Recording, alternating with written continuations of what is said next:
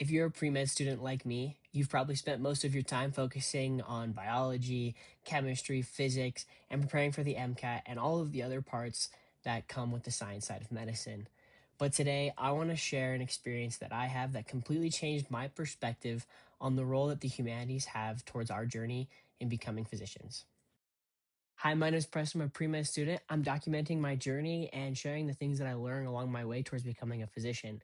I recently came back from a study abroad in Mexico City for 3 weeks, and it changed my perspective on how we should treat the humanities in our education towards becoming a physician. Before I talk about Mexico, I think it's important to understand my mentality before I had this experience. Like a lot of pre-med students, my life has been very centered around the STEM, the science classes, such as biology, chemistry, physics, my math classes, and all of those were also only done in preparation for prerequisites such as biochemistry, organic chemistry, and the classes that you have to take to apply to medical school, and then also to prepare yourself for the MCAT. So I didn't usually give a lot of emphasis into my humanities classes, such as history and humanities and sociology. Those classes I never expected to have so much of an influence on the kind of physician that I will eventually become. But my experiences in Mexico really challenged that idea. One of the places that I was able to visit was the Museum of Anthropology in Mexico City. This was a great experience because the Museum of Anthropology lays out all of the different groups of ancient Mexico. As I walked through the exhibit, I was learning more about history. I was learning more about these people. I was learning more about their traditions. I was learning more about their culture. And it made me realize the great importance that culture has in people's lives. These civilizations that existed a long time ago, hundreds of years ago, still have influence on the people of Mexico today. And it shapes their identity, it shapes who they are, it shapes the things that they do in their life. And their beliefs, their traditions, their history, and their worldview shapes their understanding of health and their understanding of medicine. Going to the museum really emphasized something that I've been beginning to feel for a little bit, and that is if you want to care for people, you have to understand more than the sciences. You have to understand people, you have to understand culture, you have to understand who they are. Throughout the trip, I was preparing for my final project. My final project was focused on public health in Mexico because I care deeply about patient education and public. So I was trying to be observant the entire time towards what advertisements there were, what insurances were being advertised, what medicines are being advertised, what public health campaigns were going out. And I did notice many different things. I noticed advertisements, I noticed programs to encourage vaccination. There was some people handing out flyers to encourage people to get screened and tested for HIV and to get vaccinated for it. So there were these public health programs being carried. But interestingly, even though I was focusing on these public health campaigns and programs, I began to think a little bit more about health in general and what health means because health isn't something that just is acquired when somebody gets sick and then goes to a pharmacy, gets medicine, and then is treated. Health is something that we have before we're sick. It's something that we have a right to. The WHO actually has a definition for health, and that's really important in understanding, I think, what health looks like. The WHO defines health as a state of complete physical, mental, and social well being, and not merely the absence of disease or infirmity. Learning this definition was very crucial toward some of the changes in thought that I would have towards the humanities. If health is more than just being physically healthy and it's being in a state of well being in many aspects of life, then in order to be a quality physician and to actually care for people, we have to understand more about people. We have to understand the things that impact their lives. The humanities, they touch on these things. The humanities talk about history, they talk about culture, they talk about identity. They ask very important questions that don't have answers. Much like health ethics, sometimes those answers lead to conflict and sometimes they lead to progress. And in the end, in my opinion, the humanities help us become more understanding of one another. They help us empathize. And the kind of physician that I want to be is a physician that cares for people. The kind of physician that patients deserve is a physician who seeks to understand them, who does understand them.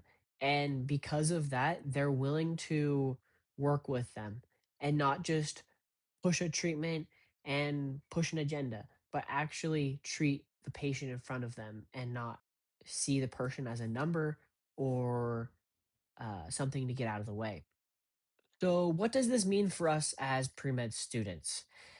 I don't think the takeaway should be that we need to neglect chemistry and biology and all the STEM classes. Those are essential towards becoming a physician. But I do believe that there needs to be a change on why we do volunteer work, on why we do research, and ultimately why we want to become a physician.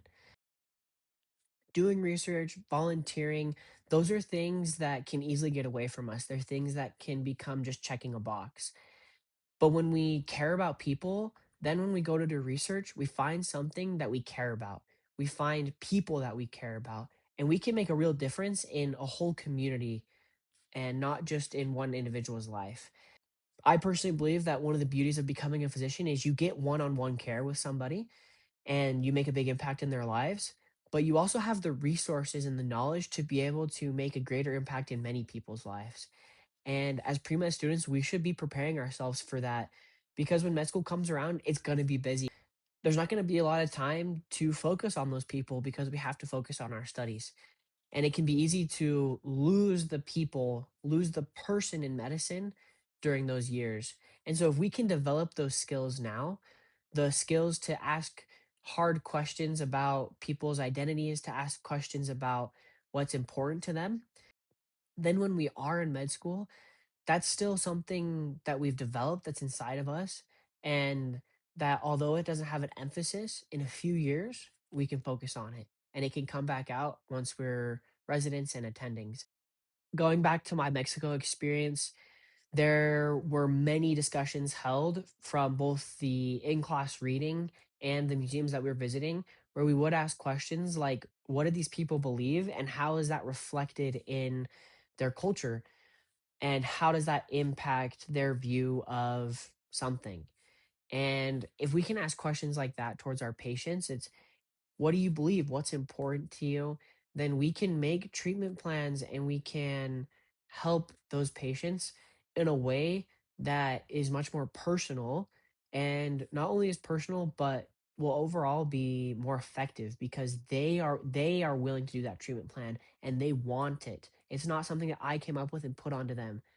As physicians, I believe strongly that we are somebody who serves. We're not somebody who dictates, and we are there to serve the people. So if they don't want to accept our treatment, let's talk about other options that they're willing to accept because we do care about them. We want the best for them.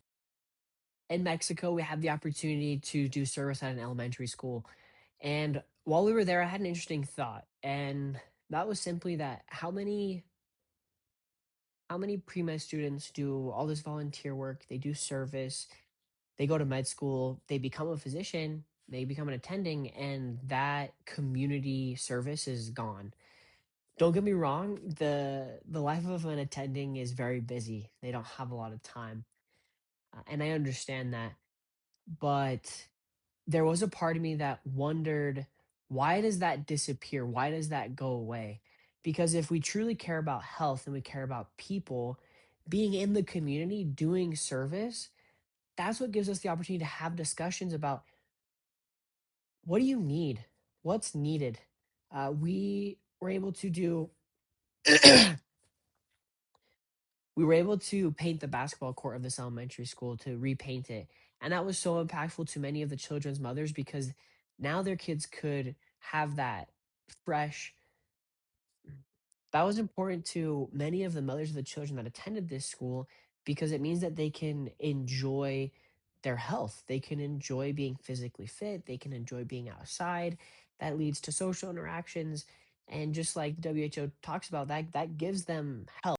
The volunteer opportunity changed my perspective because I realized that I should see volunteer work as an opportunity to have community outreach, to understand patients, to understand their families, to understand their values.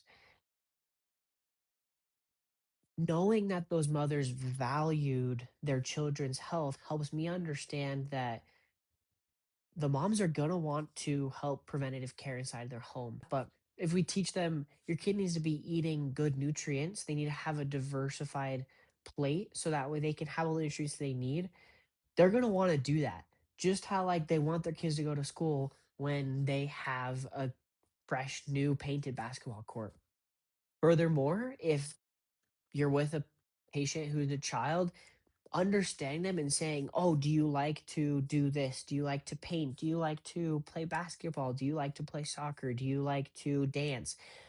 Being able to talk to them, ask those questions, and show them that you care about that, you're going to be able to go to them and say, "Hey, you know how you like to dance? Well, if you want to keep dancing, we want to make sure you're big and strong. And so I want you to eat your vegetables, or we need you to take this medicine for a little bit, or we're going to put a cast on this leg for a little bit so it can heal. And then you can be right back to dancing." Those are things that encourages patients to act. It encourages people to be involved in their healthcare. And it's not just a doctor pushing it on to people.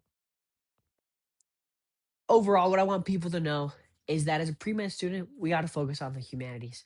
We can't just forget about them and check the box because every single person deserves a physician who cares about them as an individual.